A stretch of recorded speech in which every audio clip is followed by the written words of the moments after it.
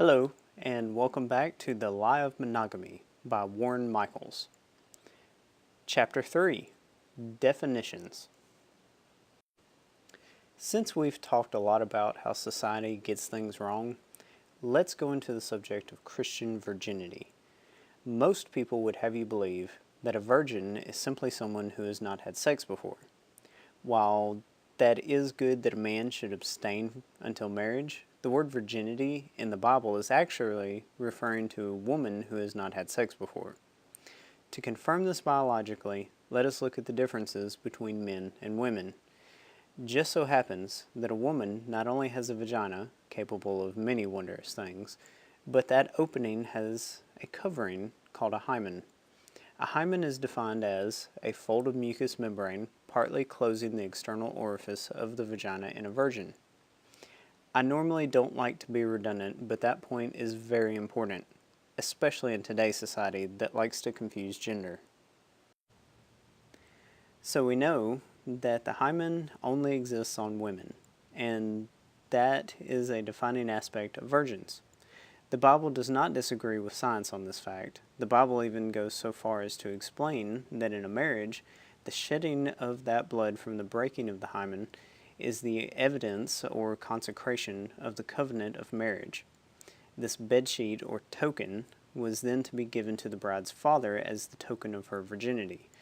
This was truly the only way that a man could prove that he had given his daughter in her purest state to another man, and the lack thereof was really the only true means for divorce. Examples of this can be found in Deuteronomy. In chapter 22, verse 15, Then shall the father of the damsel and her mother take and bring forth the tokens of the damsel's virginity unto the elders of the city in the gate. And the damsel's father shall say unto the elders, I gave my daughter unto this man to wife, and he hateth her. And lo, he hath given occasion of speech against her, saying, I found not thy daughter a maid. And yet these are the tokens of my daughter's virginity, and they shall spread forth the cloth before the elders of the city.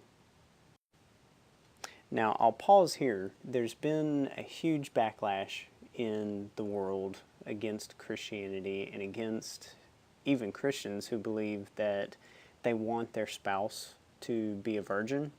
I have to say that really this sounds like kind of a sick thing that people in the Old Testament did, and it was kind of demeaning, I guess, to women.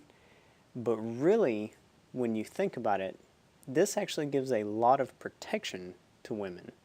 Yes, she needed to be a virgin, but if she was a virgin, she didn't have to worry about a husband unjustly divorcing her. Matter of fact, this was a huge protection from some guy not being happy with whom he had married and then just randomly divorce him for whatever reason. So this was a protection for her. And it was also a protection for the guy. I know they didn't know about sexually transmitted diseases back then, but if they had, then having a woman who was pure would have been of great importance. And I think that today, because we know of sexually transmitted diseases, that importance should be magnified. I'm not sure why we have taken in society this knowledge of STDs and things and then gone the opposite direction of wanting our spouses to be virgins. It doesn't really make sense to me. But anyway, back to the book. The reason this is really important is because it illustrates that a woman, not the man, is the only one who can shed the blood necessary to establish a covenant. Just like in modern Christianity, the man is representative of God in the marriage relationship, and the people of God are representative of the bride. The people of God were always the ones responsible for bringing their sacrifice to the altar for the blood to be shed. Fast forward to the New Testament, and you see that the reason for God robing himself in flesh was so that he could become a part of the bride and offer a pure sacrifice of blood. Yeah. But what does that have to do with polygamy? Well, glad you asked. In a manner of speaking, the very way we are created is a good indication that it's okay for a man to have more than one wife, and for a woman to be monogamous. Just as God, the groom, has multiple churches, or brides, in the book of Revelation, and just as Jesus used a parable about a bridegroom receiving 5 wise virgins in Matthew, some men also may find themselves in love with more than one woman. Having more than one wife does not change the ability of each woman to establish the covenant with her husband. Each tribe in the Old Testament had to bring their sacrifice to the tabernacle, and so each woman marrying a man should be able to offer her virginity to him. 1 Corinthians chapter 7 is quite the chapter to read and reread once someone has realized the true definition of a virgin. Verses 1 through 7 are talking about how men should stay unmarried, but if they do get married, to render unto the wife due benevolence, and likewise also the wife unto the husband. The rest of this chapter is concerning how when you are married, you will focus on marriage stuff, and unmarried people have a distinct advantage in serving the Lord. Many people like to use this chapter against polygamy because it says the words, "Let every man have his own wife." The argument here is that because the word wife is singular, that it indicates that every man is supposed to have only one. This is not what Paul is referring to, though. He's not even talking about the subject of how many wives you can have. He's talking to people who asked him a specific question, which, by the way, we don't know exactly what that question was. He says he's responding out of experience and not via commandments of God. What you can defer from this is that he's talking to men who have never been married, men that have married unbelievers, or men who have been given wives and not actually consecrated marriage yet. He's also talking to women who are virgins, women whose husbands have since passed, and wives of non-believers. Nowhere does he express how many wives a man can have. But he does say, "But if they cannot contain, let them marry, for it is better to marry than to burn."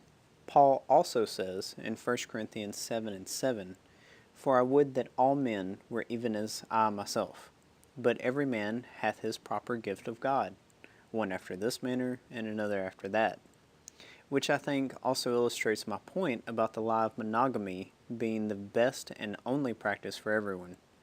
From our very creation, men have not been confined to one woman, unless there was only one woman.